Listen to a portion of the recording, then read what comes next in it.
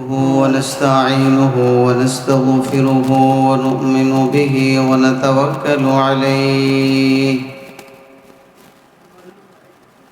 ونعوذ بالله من شرور أنفسنا ومن سيئات أعمالنا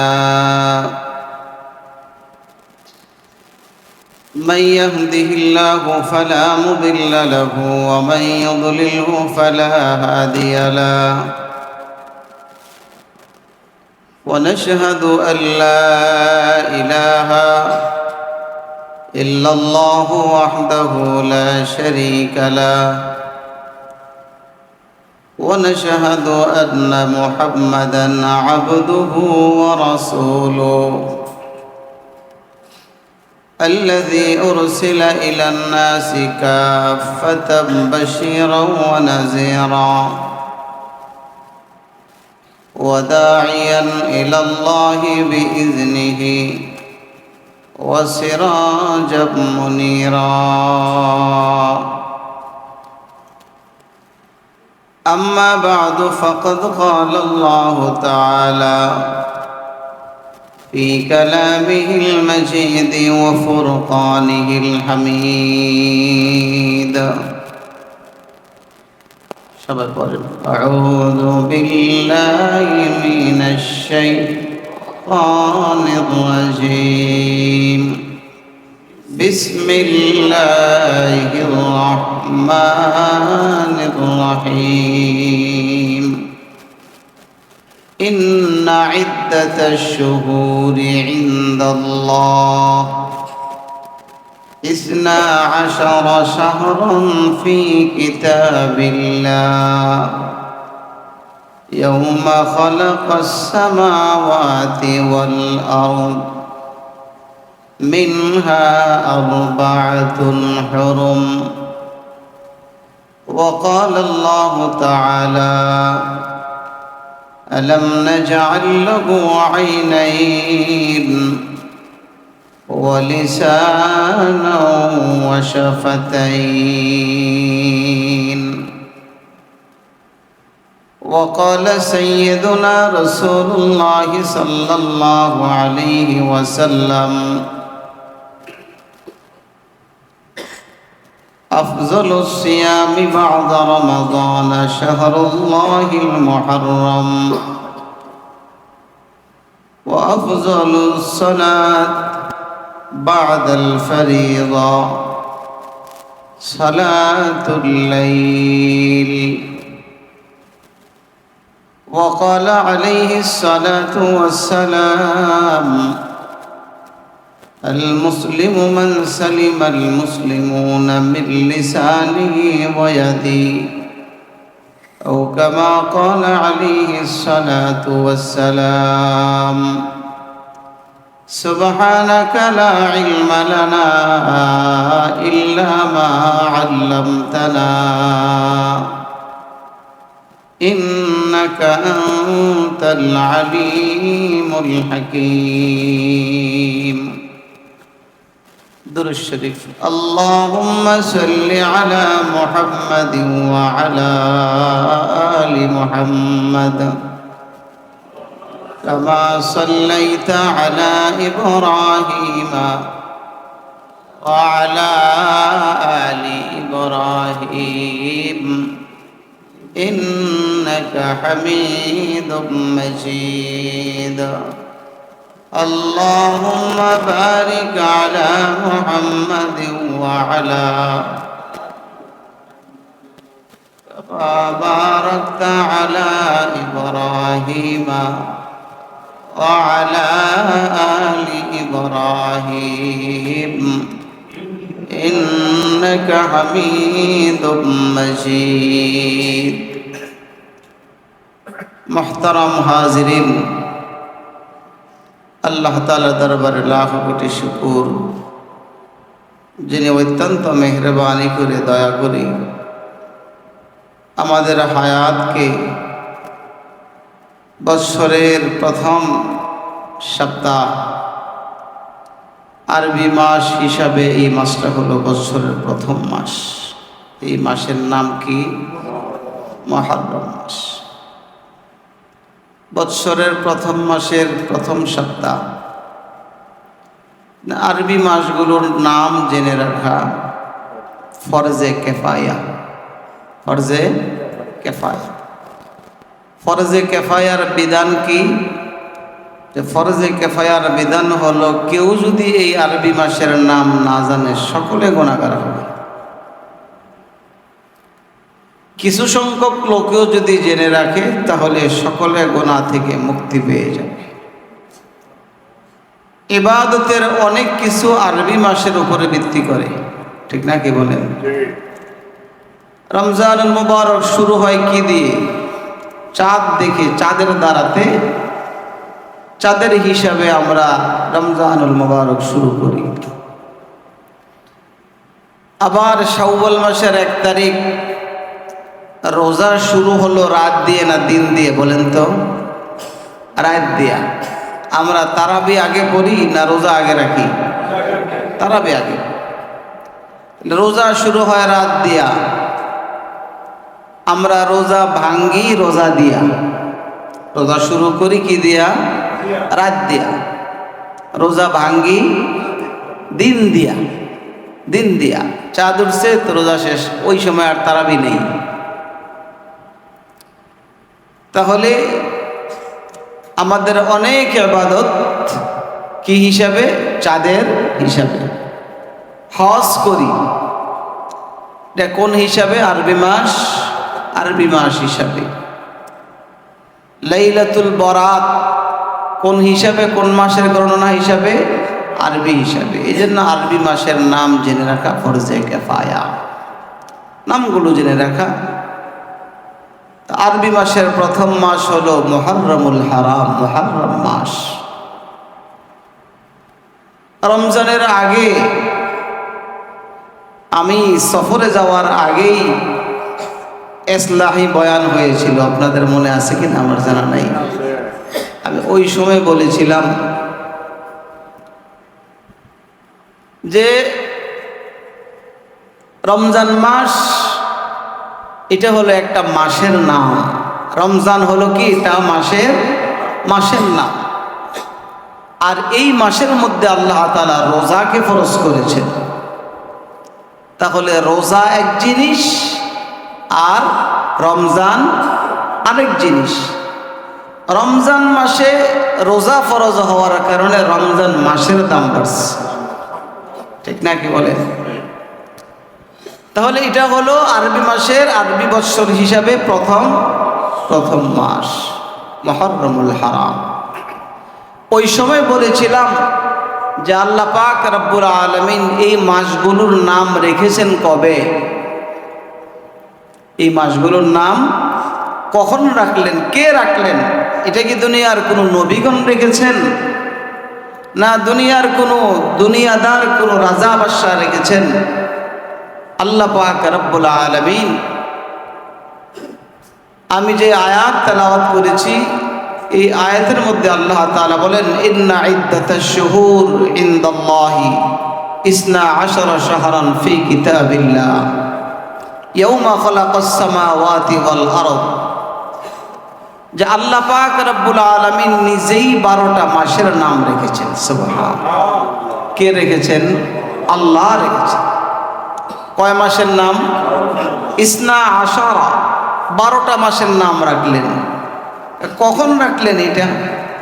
আল্লাহ তাআলা বলেন, ইয়াউমা খালাকাস সামাওয়াতি ওয়াল আরদ, যেদিন তিনি আসমান এবং জমিন সৃষ্টি করেছেন সেদিন এই 12 মাসের নাম তিনিই রেখেছেন। এই মাসের বড় গুরুত্ব। হাদিস তেলাওয়াত করেছি। এই মাস, যেই আয়াতের মধ্যে এই দিক থেকে একটা আয়াত এবং একটা হাদিস তেলাওয়াত করেছি, অন্য দিকের আলোচনার 2টা আয়াত তেলাওয়াত করেছি, ছোট্ট ছোট্ট একটা হাদিস তেলাওয়াত করেছি। সবগুলো কথা একসাথে বলা সম্ভব হবে না, তারপর একটু একটু ইঙ্গিত দেওয়া। এই মাসের কিছু ইবাদত আছে। আমরা একটা ঘটনা জানি যে এই মুহররম মাসে কারবালার ঘটনা ঘটছে, ঠিক না? কারবালার কারণে এই মাসের দাম বাড়ে নাই। মাস তো শুরু হয়েছে, আসমান জমিন যেদিন সৃষ্টি হয়েছে সেদিন। কারবালা তো করছে এখন থেকে প্রায় 1450 বছর আগে, ঠিক না? কি বলেন?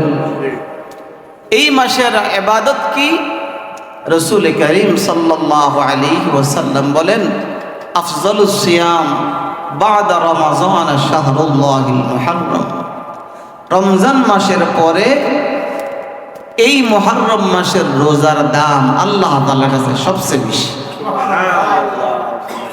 রমজান মাসের পরে মুহররম মাসের রোজার দাম অনেক বেশি, সবচেয়ে বেশি। হাদিসের শেষ অংশে রাসূল করিম সাল্লাল্লাহু আলাইহি সাল্লাম বলেন, আফজালুস সালাত, উত্তম নামাজ, বাদাল ফরিজা, ফরজ নামাজের পরে উত্তম নামাজ হলো সালাতুল লাইল, রাতের নামাজ। রমজান মাসের পরে হলো মুহররম মাসের রোজা সবচেয়ে দামি। ফরজ নামাজের পরে সবচেয়ে দামি নামাজ হলো সালাতুল লাইল, তাহাজ্জুদের নামাজ। তাহলে রোজার পরে কোন মাসের রোজার দাম বেশি?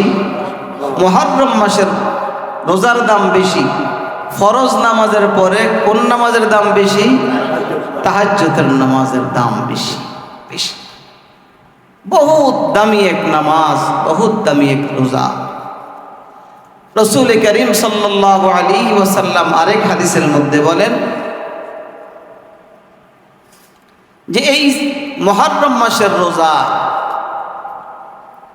প্রত্যেকটা রোজা 30টা রোজার সমপরিমাণ সওয়াব দেওয়া।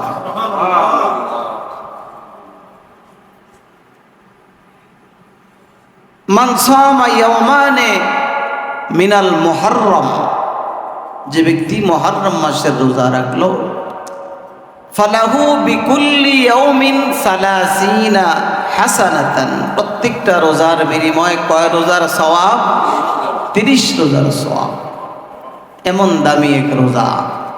নবী আলাইহিস সালাতু ওয়াস সালাম বলেছেন, তো নফল এই সময় আল্লাহ তাআলা উম্মতি মুহাম্মদীকে স্পেশাল কিছু সময় আলাদা আলাদা দিয়েছেন, যে সময়গুলোর কাজ কম, বেতন অনেক বেশি। এর মধ্য থেকে এটা হলো একটা ওয়াক্ত। তা আমরা অন্তত শুরু থেকে না রাখলে, নফল তো নফল, আমরা 10 তারিখের রোজা, কয় তারিখের? 10 তারিখের রোজার সাথে আরো একটা রোজা যোগ করব। 10 তারিখের রোজার সাথে আরো একটা রোজা যোগ করব। সেই রোজাটা হয়তো 9ও হইতে পারে, 11, 10-এর সাথে 2টা সংখ্যা মিলানো, ঠিক না? কি বলেন? 10-এর সাথে কয়টা সংখ্যা মিলানো? কোন কোন সংখ্যা? 9 এবং 11। তা আমরা 10 তারিখ রোজা ঠিক রেখে আমরা 9 অথবা 11কে যোগ করব, তো আল্লাহ তাআলা এই সওয়াব আমাদেরকে দান করবে। আজকে হলো কয় তারিখ? 6 তারিখ চলে গেছে। আজকে কয় তারিখ চলে গেছে? 6 তারিখ চলে গেছে।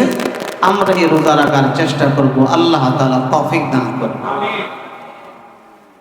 এই মাসের কথা বাদ দিলাম, শেষ। এই মাসে অনেক কিছু ঘটছে, দুনিয়ার অনেক। আল্লাহ তাআলা আব্বা আদম আলাইহিস সালামকে জান্নাতের মধ্যে এই 10 তারিখে ঢুকাইছিল। আল্লাহ তাআলা জান্নাতের মধ্যে ঢুকাই দিয়ে বলছে, ইয়া আদম উসকুন আনতা ওয়া যাওজুকা আল জান্নাহ, হে আদম জান্নাতে থাকো তোমার স্ত্রীকে নিয়ে। ওয়াকুলা মিনহা রাগাদান হাইসু শিতুমা, যা মনে চায় তাই খাও, তাই খাইতে থাকো। একটা নিষেধ করে দিলেন, কি? লা তাকরাবা হাদিস শাজারা, গাছটার কাছে যাও না, এটাই শুধু নিষেধ। যেদিন আল্লাহ তাআলা জান্নাতে ঢুকাইছেন সেদিন ছিল মুহররম মাসের কয় তারিখ? 10 তারিখ।